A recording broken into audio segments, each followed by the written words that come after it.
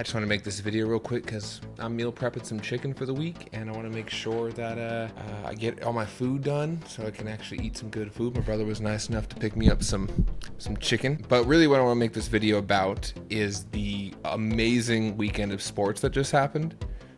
Sports entertainment, if you're into wrestling. But it was such a fun time, man. I mean, first of all, I'll just get this out of the way. The Dodgers broke their losing streak. I'll take it. We got Muncy out. We got a lot out. So I'm hoping we can stay strong.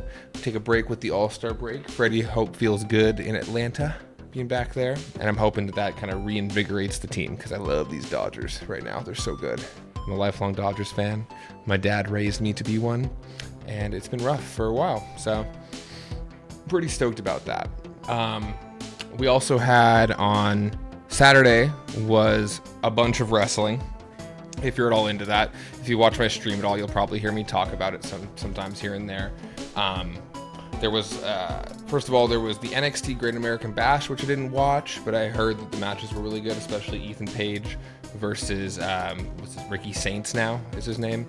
I heard that was great. Super funny also that like two former AEW stars are main eventing a WWE premium live event, whatever they're called.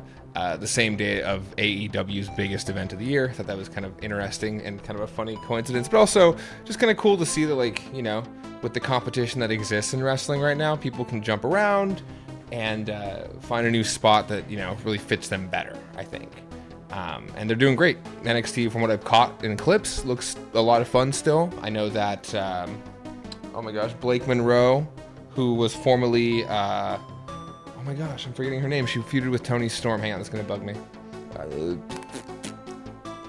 Blake Monroe, AEW. She was Mariah May. There we go. I didn't watch a lot of AEW up until Double or Nothing this year, so I was still kind of out of the loop, and she had already, I think, left by then. The talent they've built up in NXT seems to be doing great, and the ones that are coming from NXT right now have been amazing. Like Braun Breaker, I think, still is the, well, it's hard because there's some really good top card talent in the WWE, but getting off topic, we also had probably my favorite of the weekend, which was AEW All In. I talked a little bit about this on stream. It was, from top to bottom, the whole card was super fun. I think they did a great job with the Adam Cole switch that they had to make, you know. I'm like, it sucks to hear from anybody, and I hope he gets better soon. But I'm glad that Dustin Rhodes pulled out the win. I thought that was a good choice.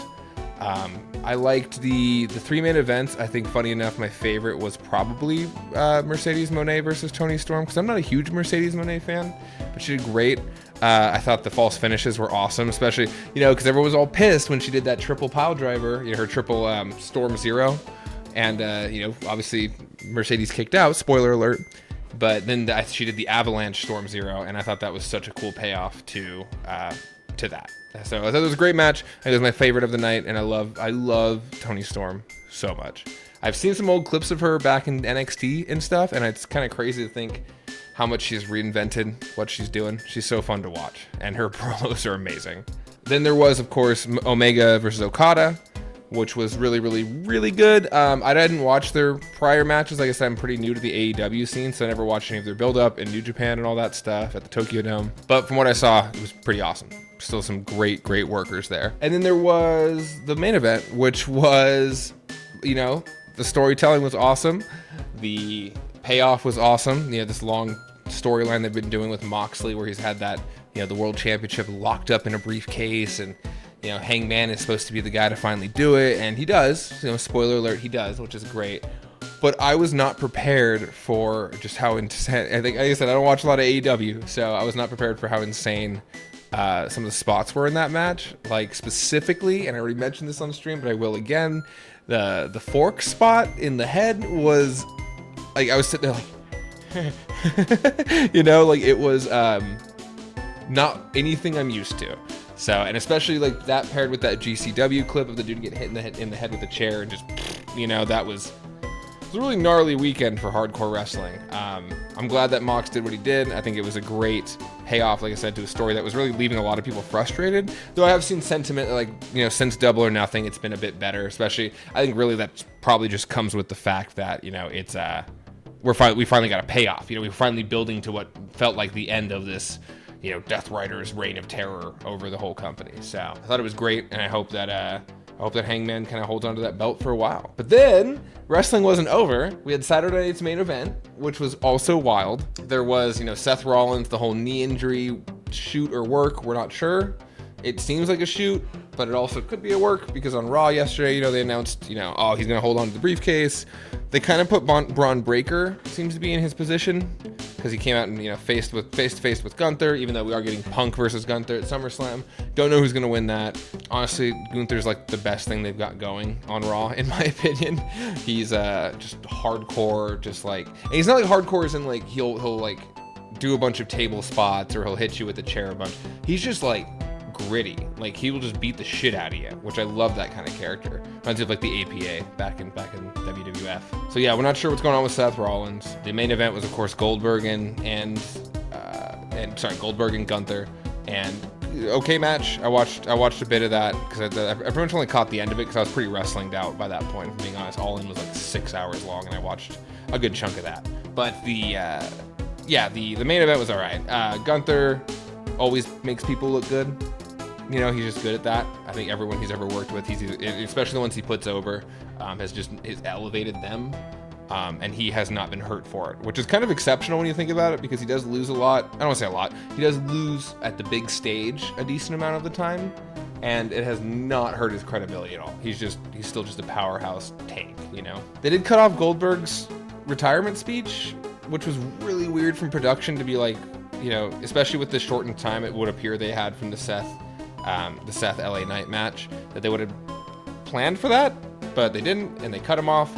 And now, of course, there's a post somewhere on Reddit today about, he's pretty pissed about that. He's pretty pissed about the whole build-up. He thinks it was a letdown of a retirement match.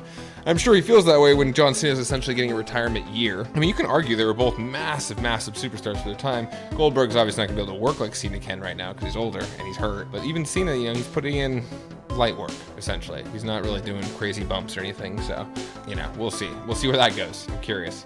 Maybe he'll pop up in AEW and we'll get more brand rivalry. But we'll see. And then Sunday was Evolution, which I didn't catch any of, if I'm being honest, until obviously I've seen all of the kind of the hype and the clips around Io and Rhea, sorry. And I'm glad that lived up to the hype because they're both amazing. I know the cash-in was cool. I don't think it takes anything away from the match because I do like that, I think as of right now, Io is still undefeated in matches with Rhea. So it makes it really cool because, Rhea's pretty much booked as like an unstoppable monster most of the time. And I like that Io is this kind of like unobtainable victory she's looking for. So I think they're doing a great job with that there too. Didn't catch all of Raw. I saw the highlights on Reddit. It's hard. Life's busy. But it was a good weekend. It was a really good weekend for sports and sports entertainment, however you want to view it. I had a great time. All-Star Game is today. It's actually starting in like 2 hours from when I'm recording this video. So we'll see. Hopefully it's a fun time. Everyone's just out there to play ball, That's the best thing. You'll see it all the time, and especially with like rivalries. Like we just saw it with Shohei, and I can't remember the pitcher's name who beamed him, but they were just joking around yesterday, and it goes to show that even though the fans always are fighting about crap like this, the players are just out there playing ball and having fun. So, but yeah, that's pretty much about it. Just wanted to recap the weekend. I thought that was really, really cool. I thought everything they did this weekend succeeded, and I'm happy the Dodgers snapped their losing streak because it was getting pretty. I wouldn't say terrifying. I would just say it was getting a little heartbreaking, when you're just like, guys, we can play better than this. But anyway, that's about it. I hope you all have a good time. Catch me live on Twitch, all of that stuff. Everything's always in the bio. So have a good one.